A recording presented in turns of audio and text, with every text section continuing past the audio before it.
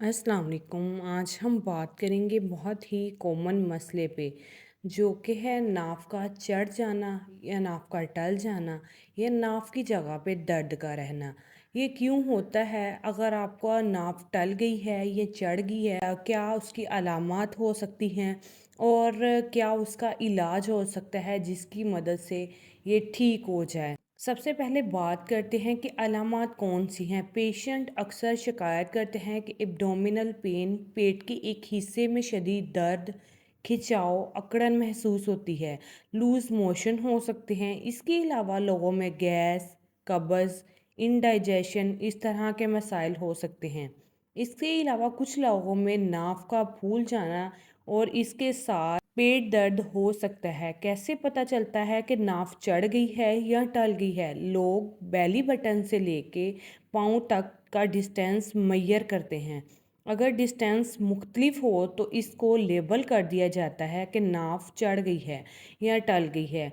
या फिर दूसरा तरीका है कि बेली बटन पे थंब रख के उस पर प्रेशर डालना है। अगर प्रेशर डालने से आपको बेली बटन के नीचे से धड़कन या धक धक महसूस हो तो लेबल किया जाता है नाफ के टलने का। अब बात करते हैं नाफ क्यों टल जाती है या नाफ की जगह पर दर्द होने की। दो वजूहात हैं, एक है एनाटॉमिकल, दूसरा है फिजिकल। अगर आप कोई भी भारी चीज़ उठाते हैं या फिर भारी काम करते हैं, या अगर आप खेल रहे थे, खेलते खेलते गिर गए, स्लिप होके गिर गए, ज़्यादा भूख की वजह से भी दर्द होता है, ज़्यादा गैस हो तब भी दर्द होता है, अगर ज़्यादा कब्ज़ रहती है तब भी दर्द होता है, अगर आप बहुत ज़्यादा कमज़ोर हैं, स्लिम हैं कि आपकी स्किन के नीचे से हड्डियां नज़र आ रही हैं, तो ऐसे लोगों को भी नाक का ज़्यादा मसला होता है। उनकी भी नाफ ज़्यादा जल्दी टल जाती है। देखिए, जो नाफ है ना, वो अपनी जगह से ऊपर या नीचे नहीं हो सकती, हिल नहीं सकती।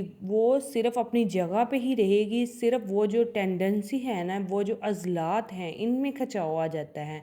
ये उनमें होता है जो मैंने आपको वजह बताई है, जो भारी चीज़ें उठाते हैं या बहुत ज़्यादा स्लिम है, या वो खेलते हुए कहीं गिर जाते हैं, इस वजह से होती है। अगर नाफ की जगह पे दर्द हो या नाफ टल जाए तो क्या किया जा सकता है? इसका इलाज बहुत आसान है। नाफ की जगह पे ना आप टकोर करें। आप कोई भी हॉट वाटर बैग लें, उसको उसमें गर्म पानी डाल के आप अपनी नाफ की जगह और उसके इर्द गिर्द ना टकोर करें। दूसरे नंबर पे है, आप कोई भी तेल गरम करें, चाहे वो ऑलिव ऑयल को हो, चाहे वो सरसों का तेल हो, उसको गरम करें, उसमें 2 से 3 जो लौंग जलाएं, इसको अपनी नाफ के ऊपर, नाफ के अंदर भी 1-2 कतरे डालें और नाफ के इर्द गिर्द नीचे से ऊपर की तरफ 20 मिनट तक मसाज करें। ये आपने मुसलसल 20 मिनट तक मसाज करने के बाद ये अमल आपने तब करना है जब आपका पेट खाली हो। अगर आपने खाना खाया हुआ है तो तब आप 2 से 3 घंटे के बाद ये मसाज कर सकते हैं, और मसाज के बाद इसके ऊपर कोई भी गर्म कपड़ा या रुई रख दें। तीसरे नंबर पे है, जिसको नाफ का मसला हो उसको उल्टा लेटा कर नाफ के नीचे एक पतली सी गद्दी रख दें, उसके हाथ और पाँव बिल्कुल सीधे कर दें, ऐसे ही 5 मिनट तक लेटे रहें और फेस को थोड़ा सा ऊपर उठा लें। इसके बाद फिर सीधा करें, टकोर करें और फिर उल्टा लटा दें। इस तरह ये अमल 2 से 3 दफ़ा करें और उसके बाद सीधा करने के बाद उसके ऊपर कोई भी गर्म कपड़ा या रुई रख दें। दूसरा तरीका है, अगर आपको बहुत ज़्यादा दर्द नहीं हो रही, इतनी दर्द है कि आप बर्दाश्त के में हैं आपके, तो आप रुकू की हालत में जाएं, अपनी उंगलियों से अपने पाँव की उंगलियों को पकड़ें और पाँव की 2 उंगलियों को ऊपर की तरफ स्ट्रेच करें। आप अगर बहुत ज़्यादा दर्द महसूस कर रहे हैं तो आपने ये तेल की मालिश भी कर ली है, फिर आपने गद्दी जो रख के ये भी चीज़ कर ली है, तो उसके बाद अगर फिर भी आपकी दर्द का फ़र्क नहीं पड़ा तो फिर आप थोड़ी सी मूंग के दाने की जितनी बराबर हींग लेके ना, उसको पानी में मिक्स करके लेप करके नाफ पे और नाफ के इर्द गिर्द जाना اچھے طریقے سے لگا دیں اور اس کے بعد اس کو ٹکور دے دیں۔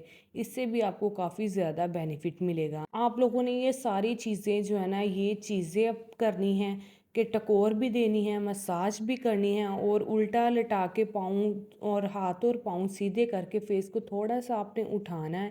اس طرح یہ تینوں کریں گے تو آہستہ آہستہ آپ کا ناف کا درد بھی چلا جائے گا اور ٹکور کرنے سے آپ کو راحت بھی مل جائے گی۔ اگر اس کے باوجود بھی آپ کی طبیعت سٹیبل نہ ہو تو پھر آپ ڈاکٹر کے پاس جائیں اور ڈاکٹر سے رجوع کریں، کیا پتہ آپ کو ناف کی بجائے کوئی اور بھی مسئلہ ہو سکتا ہے۔ اگر آپ لوگوں کو میری ویڈیو پسند آئے تو چینل کو سبسکرائب کیجئے گا۔ ملتے ہیں انشاءاللہ ایک اور انفارمیشن ویڈیو کے ساتھ۔ اپنا بہت سارا خیال رکھیے گا۔ اللہ حافظ۔